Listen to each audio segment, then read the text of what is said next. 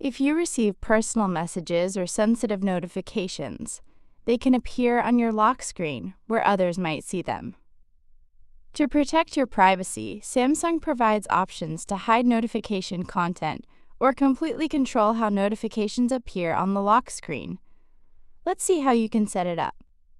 Method 1. Hide notification content from the lock screen. This method allows you to control how notifications appear on the lock screen. You can choose to show only icons, hide message previews, or completely disable lock screen notifications. First, open the app drawer and tap Settings. Scroll down and select Notifications.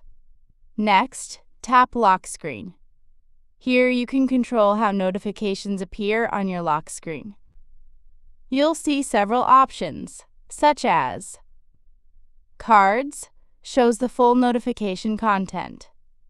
Icons shows only the app icon when you receive a notification. Dots shows a small dot indicating a new notification.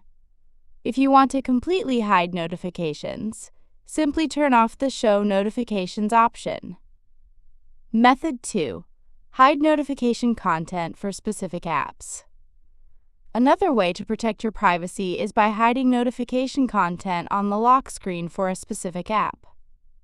This prevents others from reading your messages without unlocking your phone. Go back to the Notifications menu. Tap App Notifications. Here you'll see a list of apps installed on your device. Select the app you want to customize, for example, Google Chrome. Tap Show or Hide Content when locked. Then choose Show Always or Hide Content when locked.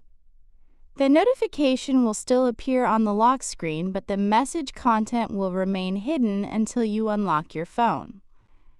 If you don't want notifications from that app at all, simply turn off the notification toggle.